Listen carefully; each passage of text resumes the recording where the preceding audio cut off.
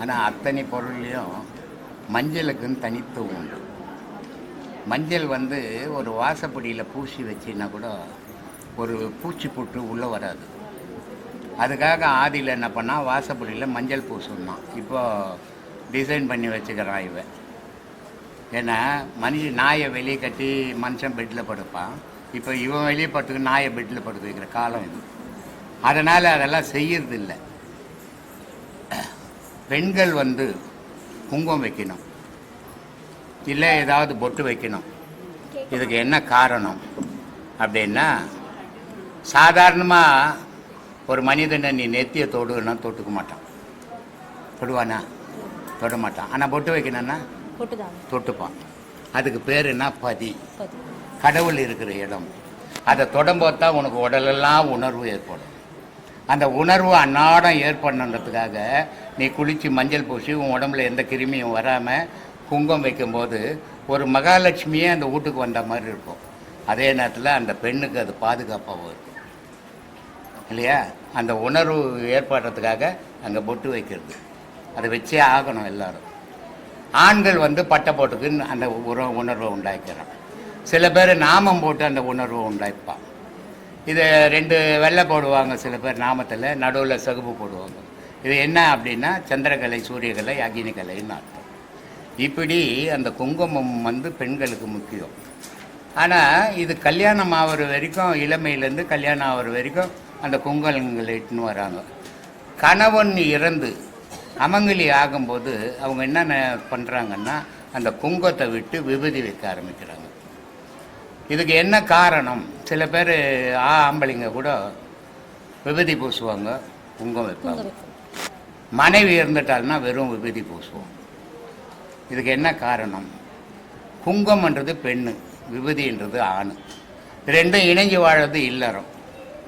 அப்போது கணவன் போயிட்டான், எனக்கு இல்லறம் இல்லை அப்படின்னு உலகத்துக்கு காட்டுறதுக்காக திருநீரிட்டான். அதே மாதிரி எனக்கு மனைவி இல்லை அப்படின்றதுக்காக அவன் குங்கத்தை கழிச்சிட்டு திருநீரிட்டான் இல்லையா? எதுவுமே மூடத்தனமாலாம் வைக்கல முன்னோர்கள், அறிவுபூர்வமாக வச்சுக்கிறாங்க. ஆனால் இப்போ அதை மூடத்தனமாக ஆக்கிக்கின்னு தெரிஞ்சுன்னுக்கிறானுங்க. எல்லாம் சரியாக வச்சாங்கம்மா பெரியவங்க, அறிவாளிகள் அப்போ இருந்தவங்க. இப்போ அந்த அளவுக்கு அறிவு இல்லை, முட்டாள்தனமாக இருக்கிறாங்க என்ன மாதிரி. அதனால் அது புரிஞ்சிக்க முடியல. இதுக்கு தாமா வச்சாங்க அதெல்லாம். அப்புறம் இன்னொரு கேள்வியா, இப்போ சொல்லு. அங்கே ஆணோட சக்தி வந்து விந்து அணு, அதே மாதிரி ஒரு பெண்ணுக்கு வந்து ஸ்ரோனிதம் சொல்றீங்க. சரி, சரிங்களா? இப்போ ஒரு இள வயசுல இருக்க பெண் இருக்காங்க, அவங்க அந்த பாடங்கள்லாம் பண்றாங்க. ஏதோ ஒரு சந்தர்ப்ப சூழ்நிலையால அவங்களுக்கு வந்து அந்த கர்ப்பப்பை எடுக்கப்படுகிறது. அப்போ அவங்களுக்கு ஸ்ரோனிதம் சுரக்கிறது இல்லாம போயிடும். இல்லை, கர்ப்பப்பைன்றது வேற, விந்து சுரோனிதம் தங்கிறது வேற. அது விந்து பை, சுரோனித பை. கர்ப்பப்பைன்றது குழந்தைய சுமக்கிற பை. அது இதுக்கு அதுக்கும் சம்பந்தமே கிடையாது. ஒரு மனிதனுக்குள்ளே ஒருத்தனுக்கு ஆணுக்கு விந்து இல்லைன்னா அவன் செத்து போயிடுவான், வாழவே முடியாது உலகத்தில், மூச்சு வராது அவனு. அதுக்கு தான் அந்த மூச்சு வர்றதுக்கு தான் குண்டலி பாம்புன்னு அர்த்தம். எவ்வளோ அறிவுபூர்வமாக கண்டுபிடிச்சி எவ்வளோ அறிவுபூர்வமாக வச்சுருக்கிறான் பாரு. அந்த குண்டலி பாம்புன்னு அந்த விந்தை ஏன்னு சொன்னான்னா, அந்த விந்து இருக்கிறதால தான் இவனுக்கு மூச்சு வருது. மூச்சு வர்றது எப்படி வருது? பாம்பு சீர்ற மாதிரியே நமக்கு மூச்சு. அப்படி தானே இருக்குது, மூச்சு விட்டோம்னா. அப்போது இது பாம்பு மாதிரியே வருதுடா.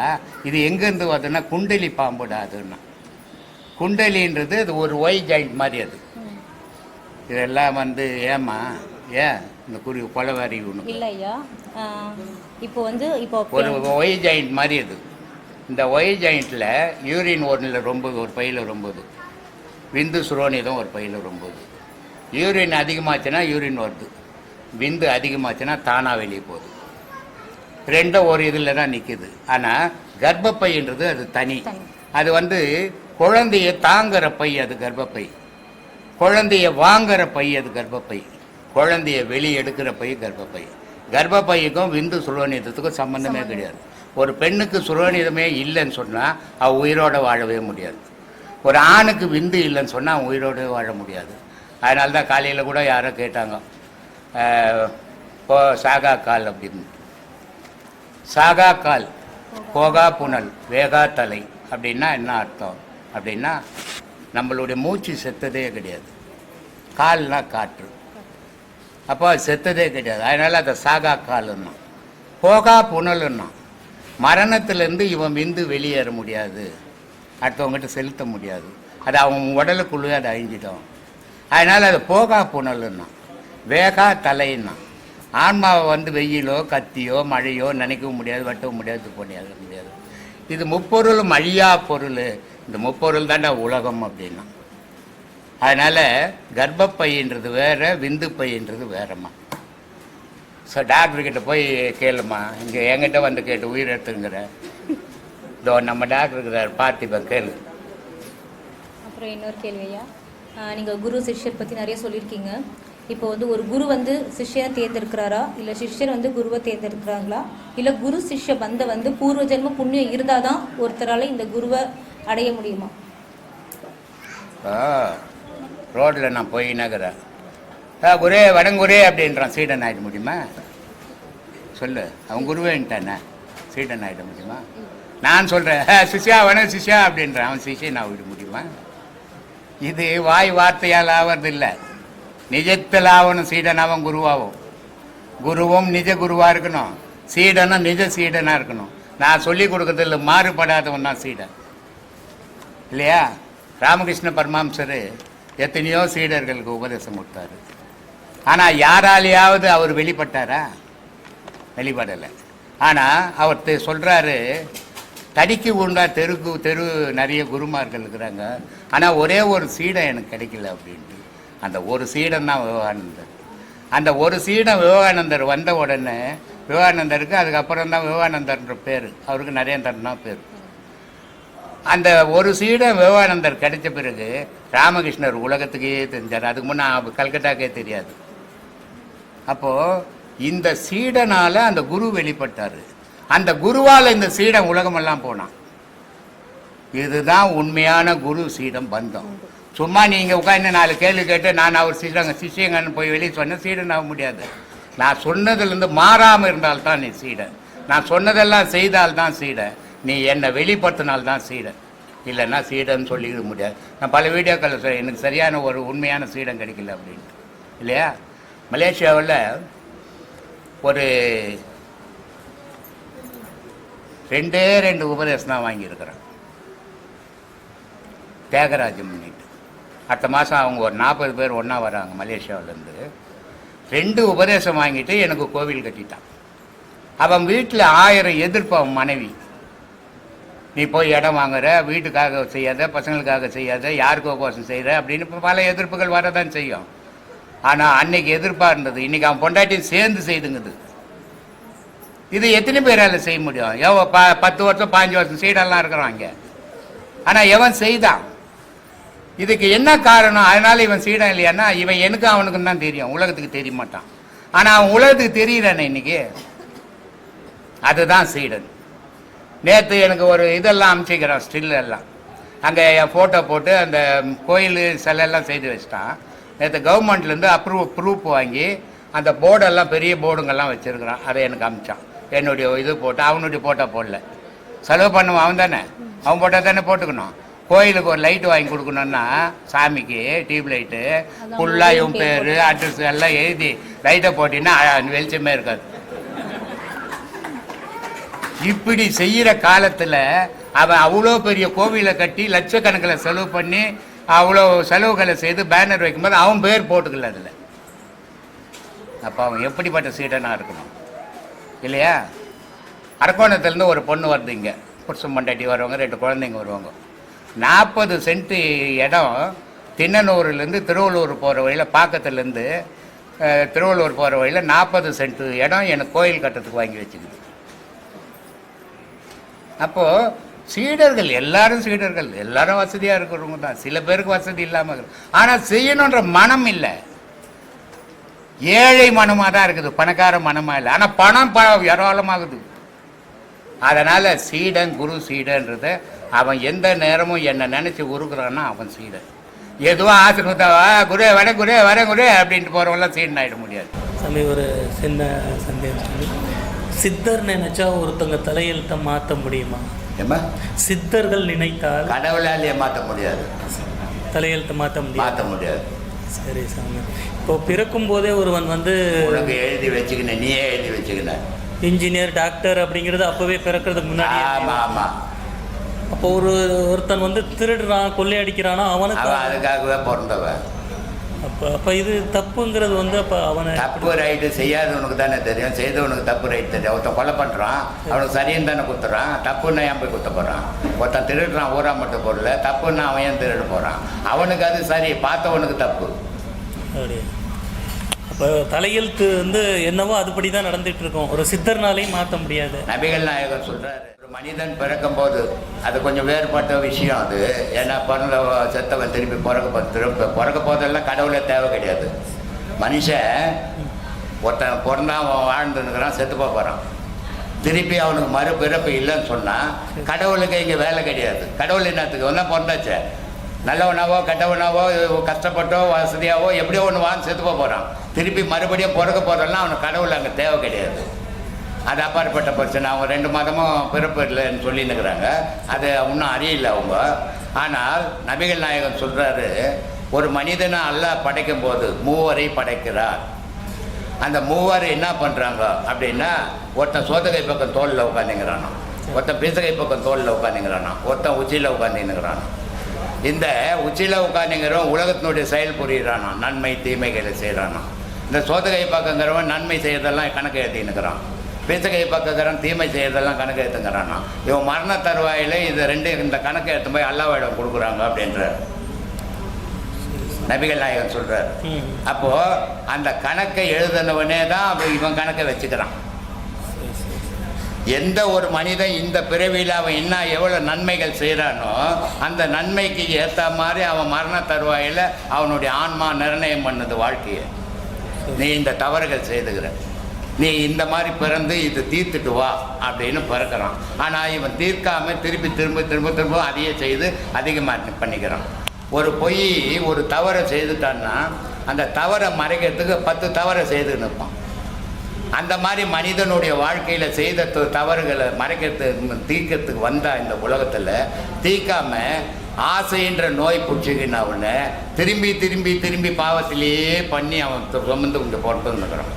எவன் ஒருவனுக்கு பாவம் இல்லையோ அவனுக்கு பிறப்பு இல்லை, எவன் ஒருவனுக்கு பாவம் இருக்குதோ அவனுக்கு இங்கே பிறப்பு உண்டு.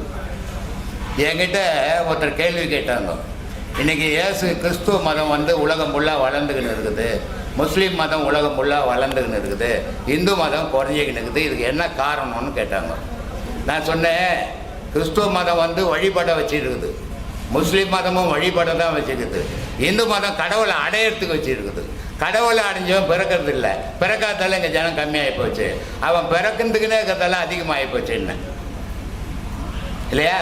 அந்த மாதிரி ஒவ்வொரு மனிதனுக்கும் கடவுள் வந்து எந்த தண்டனையும் கொடுக்கறது கிடையாது, கடவுள் வந்து எந்த நன்மையும் செய்யறது கிடையாது. ஏன்னா கடவுளுக்கும் மனிதனுக்கும் சம்பந்தமே கிடையாது. 5 பஞ்சபூதங்கள் தான் மனிதனை படைக்குது. இப்போ உங்களுக்கு புரிஞ்சுக்கணுன்னா, ஒரு இடத்துல மழை பெய்யும், சுத்தமான தண்ணியாக இருக்கும், அங்கே ஒன்றுமே இருக்காது, கண்ணாடி மாதிரி இருக்கும் தண்ணி. 4 நாள் அதில் வெயிலுக்கு பட்டு, 4 நாள் அதில் காற்று பட்டு அந்த மண்ணோட இருக்கிற தண்ணியில் பார்த்தா ஒரு சின்ன பூச்சி உருவாகும். அந்த சின்ன பூச்சி இன்னொரு 10 நாள் போயின்னா ஒரு தவளை உருவாகும். இதை எந்த கடவுள் வந்து படித்தார்? எந்த கடவுளானா அதுக்கு வந்து படித்தாரா? நீ பூச்சியாரு புழுவாருன்னு. கடவுளுக்கும் படைப்புக்கும் சம்பந்தமே கிடையாது. இது மனிதன் தன்னை தானே ஏமாற்றிக்கணும், உலகத்தையும் ஏமாற்றினுக்கிற விஷயம். உண்மையை புரிஞ்சிக்கணும்னா தெரியும், உண்மையை புரிஞ்சிக்க முடியல அவனால். 5 பஞ்சபூதங்கள் தான் படைக்குது, 5 பஞ்சபூதங்களால் தான் அழியிறான்.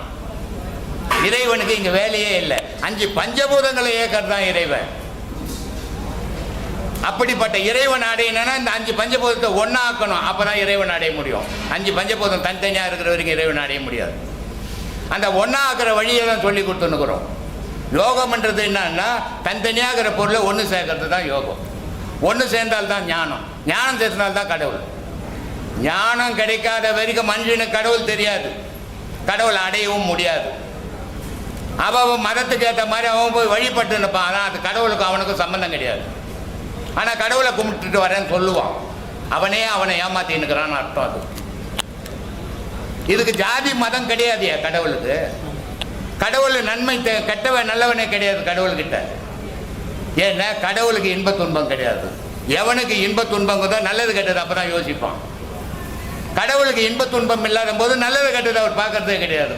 ஆன்மாவை மட்டும் பார்க்குறார், உடலை பார்க்கறதில்ல, மனசை பார்க்கறதில்ல.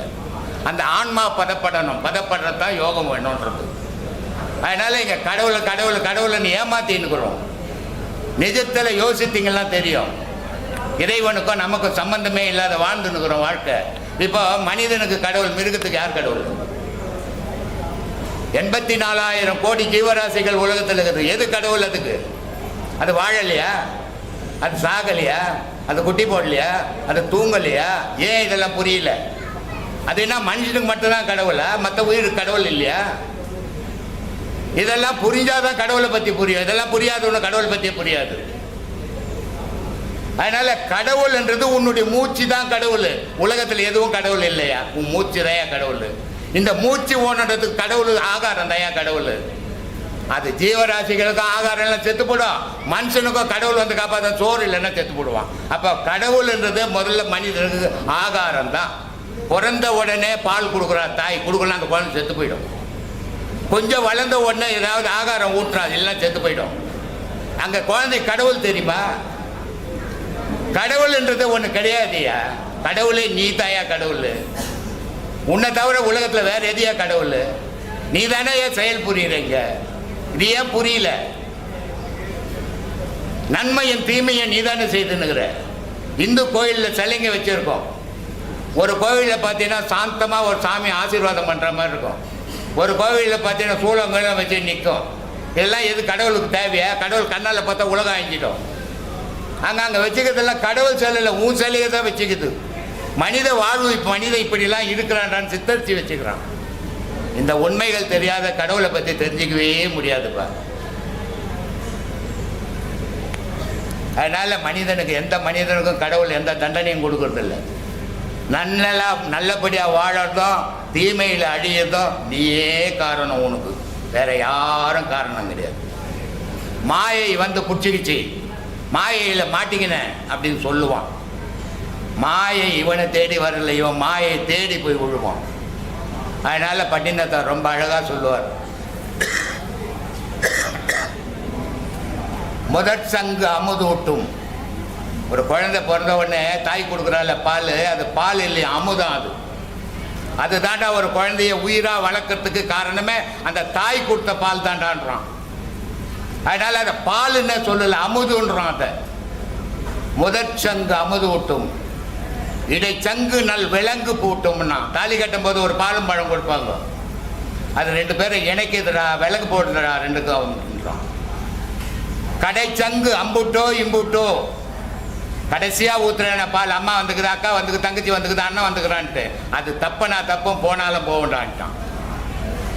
அந்த மாதிரி கடவுளுக்கே இங்கே வேலை இல்லையா? மனிதன் தான் யா கடவுள். மனிதனை விட ஒரு கடவுள் இல்லையா? ஆனால் மனிதன் சிறந்தவனாக இருக்கணும், மனிதன் எல்லாருக்கும் உதவுறவனாக இருக்கணும். அவன் தான் யா கடவுள். வேற ஒரு கடவுளே கிடையாது உலகத்தில்.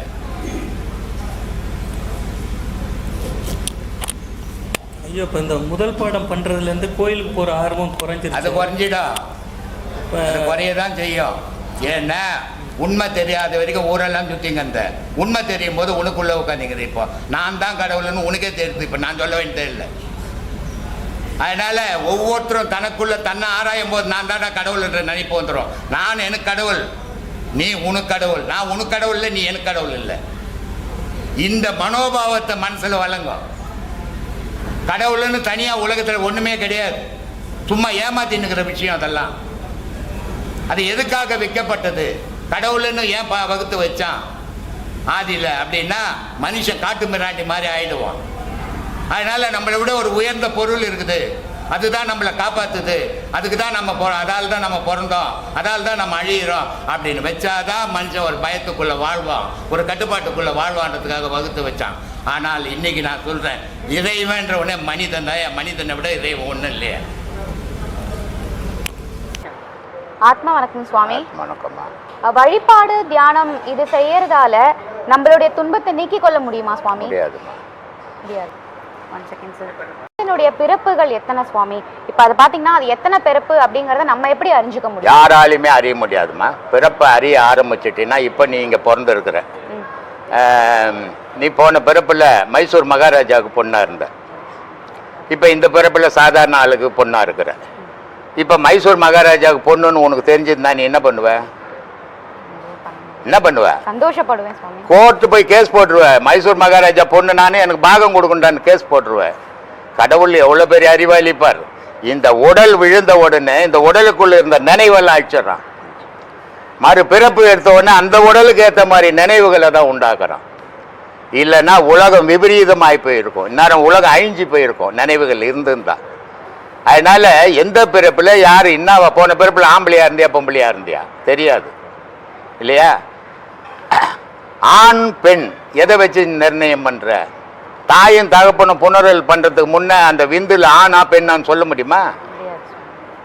சொல்ல முடியாது. பிறந்த பிறகு அந்த உருவம் வந்த பிறகு தான் பெண்ணான்னு சொல்ல முடியும்.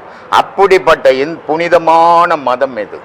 அதனால இந்த நினைவுகளை மனுஷன் இறந்த பிறகு பிறக்கும் போது அந்த நினைவு இருந்ததுன்னா உலகம் விபரீதமா மாறி போயிடும். அதனால இந்த எந்த உடல்ல உனக்கு 1000 நினைவுகள் இருந்ததோ அந்த உடல் உணர்ந்தவொன்னு அந்த நினைவும் அழிஞ்சு தங்கிய. அப்ப அந்த நினைவற்று நீ திருப்பி மறுபடியும் பிறக்கும் போது தான் சுபிட்சமான வாழ்க்கை வாழ்ற, இல்லைன்னா நிம்மதியற்ற வாழ்க்கையா போயிடும் இல்லையா? ஒரு பிச்சைக்காரனுக்கு என்கிட்ட சிங்கப்பூர்ல இருந்து 2 புருஷன் பொண்டாட்டி வந்திருந்தாங்க. அந்த புருஷங்காரன் சொன்னாரு, நான் இமயமலைக்கு வருஷம் டூர் இட்டு போறேன் சாமின்னாரு. ஆமாப்பா சுற்றுலாவா போயின்னுக்கிறேன்னாரு. நான் பாதி ஆன்மீகவாதின்னாரு. தெரியுதுப்பா உன்னை பார்க்கும்போது என்ன கையெல்லாம் பிரேஸ்லெட் போட்டுன்னு கழுத்துல எல்லாம் மாட்டிக்கின்னு இருந்தார். எங்கள் சம்சாரத்துக்கு ஒரு கேள்வி அப்படின்னாரு. என்ன கேள்வி? என்ன போன பிறப்பில் நான் என்னவா இருந்தேன்னு தெரியலையே சாமி, தெரியணும் அப்படின்னாரு. போன பிறப்பில் சாம்ராஜ்ய உடையாருக்கு தங்கச்சி அந்த போறியம்மா அப்படின்னு.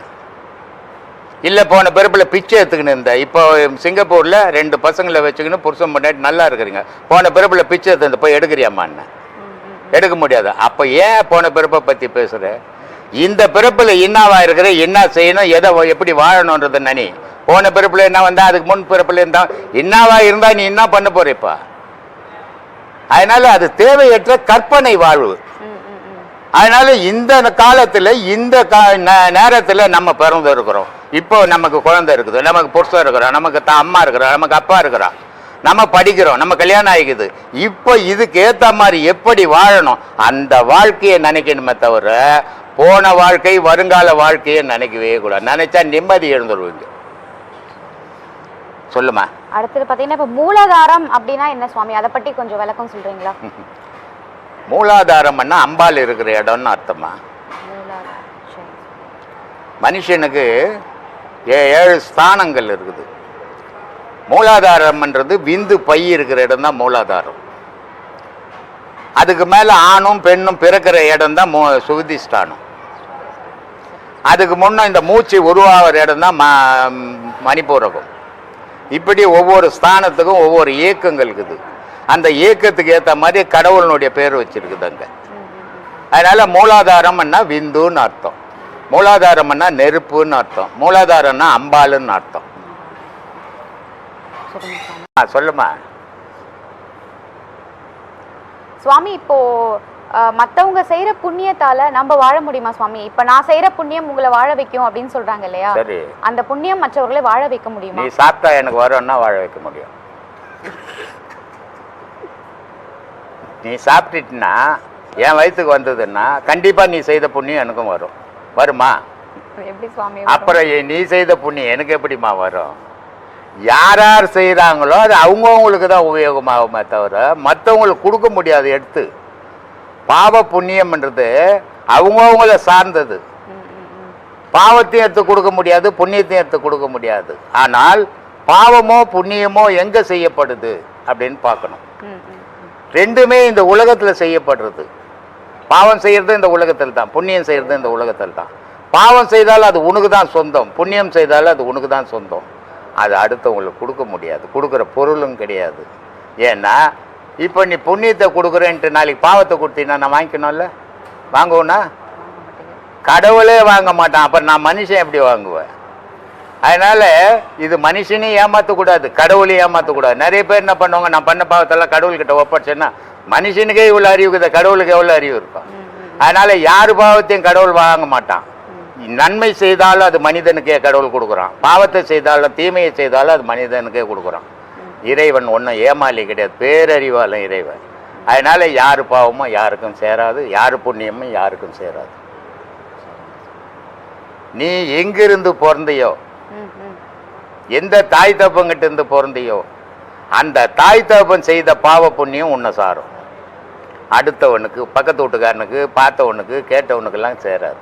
நம்ம வந்து இயற்கை கூட வாழ்ந்தோம் அப்படின்னா எந்த நோய் நொடியும் இல்லாம வாழலாம்னு சொல்றோம். ஆனா இப்ப இயற்கையே நம்மளுக்கு வந்து எப்படி சொல்ற சுவாமி, இயற்கையோட சேர்ந்து வாழாம இயற்கைக்கு மறுப்பா நம்ம வாழ்ந்துட்டு இருக்கோம் அப்படின்ற ஒரு கருத்து தான் இப்ப அதிகமா பரவிட்டு இருக்கு. அதை பத்தி நீங்க என்ன சுவாமி சொல்றீங்க? இயற்கையா நம்ம எங்கம்மா வாழறோம்? இப்போ ஒரு புலி ஒரு குட்டி போட்டுது, அந்த குட்டிக்கு என்ன பேரு? புலி. பூனை ஒரு குட்டி போட்டது, அந்த குட்டிக்கு என்ன பேரு? பூனை. ஒரு புலி செத்து போச்சு, என்ன பேரு அதுக்கு? புலி செத்து போச்சு இல்ல? ஒரு பூனை செத்து போச்சு, பூனை செத்து போச்சு. ஆனா மனுஷன் பிறக்கும் போது என்ன பேரு? மனிதன். நான் சொல்றோம் குழந்தைன்றோம். கொஞ்சம் வளர்ந்த உடனே என்ன சொல்றோம்? வாலிப பருவம்ன்றோம். அதுக்கு மேல கொஞ்சம் போனா என்ன சொல்றோம்? முதுமைன்றோம் இல்லையா? இந்த 3 பருவத்தையும் தாண்டி படுத்தா என்ன சொல்றோம்? பிணம்ன்றோம், மனுஷன் சொல்றோம். அப்போ இயற்கையோட வாழற பொருளுக்கு ஆபத்து இல்லை, இயற்கையை விட்டு மாறி செயற்கையோட வாழற நமக்கு ஆபத்து வருது இல்லையா? இதுக்கு ஒரு உதாரணம் சொல்றேன். இந்தோனேஷியாவில் சுனாமி வந்து தெரியுமா முன்ன? அப்போ நம்ம மெரினா கடற்கரையில் வந்து குதிரை மேலே ஏற்றி 15 ரூபாய் ஒரு ரவுண்டு வந்தா, இந்தோனேஷியாவில் யானை மேலே ஏற்றி ஒரு ரவுண்டு வந்தா காசு. அது மாதிரி யானை மேலே ஏற்றிட்டான், சுனாமி வரப்போகுது. ஆனால் யானை ஓடுது. யானை பார்க்கணும், மக்கள் என்ன பண்ணுறாங்கன்னா யானை மதம் பிடிச்சி ஓடுதுன்னு. அப்புறம் பார்த்தா சுனாமி வருது. சுனாமி வரக்கூடியது இயற்கையில் இருக்கிற மிருகம் அறியுது, ஆனால் செயற்கையில் வந்த மனிதனால் அறிய முடியல, அழிஞ்சு போயிட்டான் இல்லையா? அப்போ இயற்கையினுடைய சீற்றத்தை இயற்கையில் இருந்தால்தான் அறிய முடியும். இன்னைக்கு வந்து விஞ்ஞானம் வளர்ந்து இருக்குது இல்லையா? பூமி அதிர்வு வருது. முன்னாடி பூமி அதிர்வு இந்த இடத்துல வரப்போகுது, நீங்க எல்லாரும் ஜாகிரதையா இருக்குன்னு சொல்ல முடியுதா? பூமி அதிர்வு வந்த பிறகு இத்தனை லிட்டரில் வந்ததுன்னு சொல்லின்னுக்கிறோம். அப்போது மனிதன் இயற்கையை விட்டு மாறும்போது இயற்கையில் நடக்கிற ஒவ்வொரு விஷயத்தையும் தெரிஞ்சிக்க முடியாது இல்லையா? இயற்கையில் இருக்கிற பொருள் புரிஞ்சுக்கும். அதனால் மற்ற மனிதனை தவிர மற்ற ஜீவராசிலாம் இயற்கையிலேயே இருக்குது. மனிதன் மட்டும் செயற்கைக்கு வந்துடலாம். செயற்கைக்கு வந்ததால் இயற்கையில் நடக்கிறத இவனால் அறிய முடியாத இருக்கணும். சொல்லுமா இருக்கணும். ஆசிரமத்துக்கு இதெல்லாம் எட்டுன்னு வரக்கூடாது. வாங்க. நான் வந்து இந்த ஆசிரமத்துக்கு 2 வருஷமாக வந்திருக்கிறேங்க. இன்னைக்கு நம்ம என்னோட உபதேசம் வாங்கின ஒருத்தர் வந்து பிரம்மசூத்திர குழு என்னன்னு கேட்டார். நானே முழிச்சிட்டேன். ஆனால் ஏற்கனவே அப்பா சொல்லி நான் கேட்டிருக்கிறேன், தெரிஞ்சுன்னு இருக்கேன், அது மறந்துட்டேன், அவர் சொல்ல முடியல. ஐயா, பிரம்மசூத்திர குழு அப்படின்ற பேர் எதுக்கு வந்தது, அதனுடைய விளக்கம்? பிரம்மன்னா உயிருப்பா, பரபிரம்மன்னா கடவுளுப்பா. ஆனால் மனிதனுக்குள்ள கண்ணால் கண்டதெல்லாம் அடையாளம் தான். ஆனால் அவனுக்குள்ள ஒரு உயிரை அவன் அடையாளம் கண்டானா? ஒரு நாளாவது கண்டு இருக்கிறானா? அதனால் அந்த உயிர் இல்லைன்னா இவன் இருப்பானா? அப்போ இருக்குது அது. அதனால தான் நான் சொல்கிறது, இல்லாத ஒன்று இருந்து கொண்டு ஏக்கி கொண்டு ஏங்குவது எதுவோ அதுவே கடவுள்னு இதை தான் நான் சொல்லி கொடுத்துருக்கிறேன். அப்போது பிரம்மசூத்திரம் அப்படின்னா ஒரு மனிதனுக்குள்ள உயிர் இருக்குது, ஆனால் அது எப்படி இருக்குதுன்னா ரகசியமாக இருக்குது. சூத்திரம்னா ரகசியம், பிரம்மம்னா உயிர்னு அர்த்தம். அப்போ அது ரகசியமாக இருக்குது, அதை பற்றி தெரிஞ்சுக்கிற இடம்தான் இது. அதனால் பிரம்மசூத்திர குழு ராஜயோக பாடசாலை. ராஜயோகம்னா ஒரு ஊருக்கு ஒரு ராஜா இருப்பார். அந்த ஊரில் இருக்கிற மக்களுக்கெல்லாம் அந்த ராஜா தான் துணை புரிவார், அந்த ராஜா தான் உதவி பண்ணுவார், அந்த ராஜாவால் தான் அந்த ஊர் மக்கள் வாழ்வாங்க. அதே மாதிரி இந்த உடலுன்ற உடலில், இந்த ஊருன்ற உடலில் உயிரென்ற ராஜா இருக்கிறாரு. அந்த உயிர்ன்ற ராஜா இருக்கத்தெல்லாம் இந்த உடலுக்கு தேவையானதெல்லாம் கட்சின்னு இருக்குது. அதனால இது ராஜயோகம். இந்த உடலுக்குள்ளே இருக்கிற ராஜாவாக இருக்கிற உயிரை நீ உனக்கு அறிய வைக்கிற இடம்தான் இந்த ராஜயோக பிரம்மசூத்திர குழு ராஜயோக பாடசாலை. ஐயா இன்னொரு சின்ன சந்தேகம், சத்து சித்து ஆனந்தம் அப்படின்னா என்னங்க ஐயா?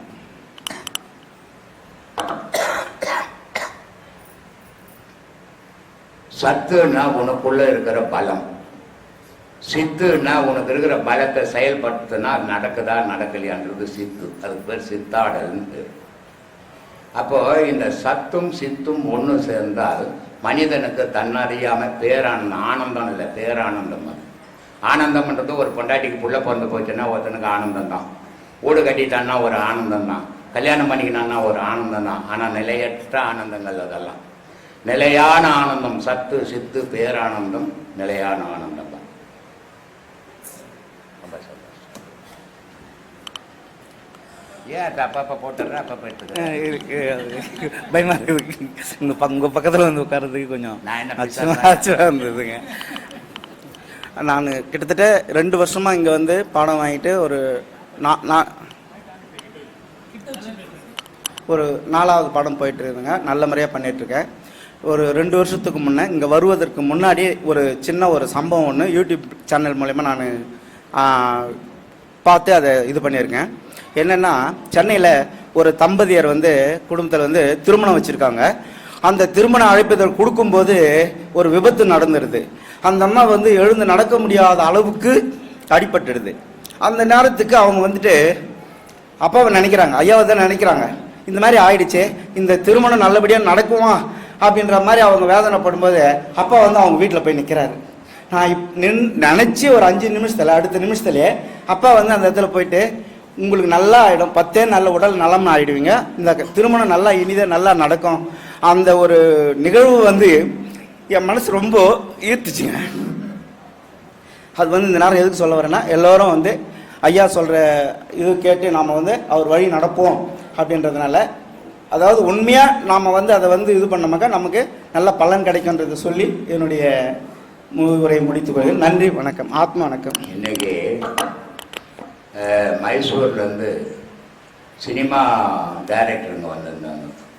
Cinema director, music director, producer 3 பேரும் வந்திருந்தாங்க. ஆனால் நான் இந்த ஆசிரமத்துக்கு இவங்க வருவாங்க, பெரிய ஆள் வருவாங்க, சின்ன ஆள் வருவாங்க, பெரிய ஆள் இன்னும் அந்த ஆசிரமம் திறக்கணும், அதெல்லாம் எனக்கு கிடையாது, அதெல்லாம் எனக்கு தேவைங்கிறது. நான் நம்புறது கடவுளை மட்டும்தான். ஆனால் என்னுடைய செயலை பார்த்துட்டு அவங்க எத்தனையோ அவங்க அறிவாளிகளை சந்திச்சிருப்பாங்க. ஏன்னா அவங்க சினிமா துறையிலையும் மியூசிக் துறையிலங்கிறாங்க. டிஎம்எஸ், சுஷீலா, எல்லாரீஸ்வரி, ஜானகிம்மா, இந்த மாதிரி பல பெரிய பெரிய பாடகரங்களை வச்சு அவர் இசையமைச்சிருக்கிறாங்க. அப்படிப்பட்டவங்க எவ்வளோ பேர் சந்திச்சிருப்பாங்க அவங்க வாழ்க்கையில். ஆனால் இவ்வளோ பேரையும் சந்தித்தவங்க என்னையும் சந்திக்கணும்னு ஒரு ஆசை வந்து இன்றைக்கி காலையில் இங்கே வந்து எனக்கு பொன்னாடெல்லாம் போட்டு மாலையெல்லாம் போட்டு அவங்க ஆசீர்வாதம் வாங்கிக்கின்னு அவங்க பேசுனாங்க. என்னை பற்றி பாடல்கள் எழுதி ரெக்கார்ட் பண்ணணும் சாமி அப்படின்னாங்க. தாராளமாக பண்ணிக்கங்கப்பா, நான் யாருக்கும் தடையாக இருக்கிறதே இல்லை அப்படின்ட்டேன். அதனால் இன்றைக்கி அவங்க பண்ணுறேன்னு போயிருக்காங்க. அவ்வளோ பெரிய ஆளுங்க, எத்தனையோ ஆசிரமங்கள் இருக்குது, எத்தனையோ சாமியாருங்க இருக்கிறாங்க. எதுக்கு நம்மளை தேடி வராங்க, ஏன் வந்தாங்க அப்படின்னோம்னா, நம்ம பேசுறது மற்றவன் எடுத்துக்கணும்னு நான் பேசுறதே கிடையாது எப்பவுமே. ஏன்னா மற்றவன் எடுத்துக்கணும்னு நான் பேசணுன்னா நான் 1000 பொய் பேச ஆரம்பிச்சிடுவேன். நான் பேசுறத பேசுவேன், நீ எடுக்கலன்னா போய் எனக்கு என்ன நஷ்டம் அதனால் அப்படின்ட்டு போகிறவன் உண்மையை மட்டும் சொல்லுவேன். அந்த உண்மை தான் இன்றைக்கி இவ்வளோ தூரம் உலகமெல்லாம் கடவுளாக கொண்டாடின்னு இருக்கிறாங்க. இன்றைக்கி இங்கேருந்தும் பெரிய பெரிய ஆளுங்கள்லாம் இங்கே வந்துன்னு இருக்கிறாங்க. இது காரணம், உண்மையை பேசும்போது தெரியாது, உண்மையாக நீ வாழும்போது தெரியாது, ஆனால் அது பின்னாடி அதனுடைய பலனை கொடுக்கன்றதுக்கு இன்றைக்கி நடந்த சம்பவம் ஒரு எடுத்துக்காட்டு. இது மாதிரி ஒவ்வொருத்தரும் உண்மையை பேசுங்க, கடவுள் விஷயத்தில் உண்மையாக நடங்க, அது உங்கள் வாழ்க்கைக்கு நல்லதாக இருக்கும்னு நான் தாழ்மையாக கேட்டுக்கிறேன் உங்களெல்லாம்.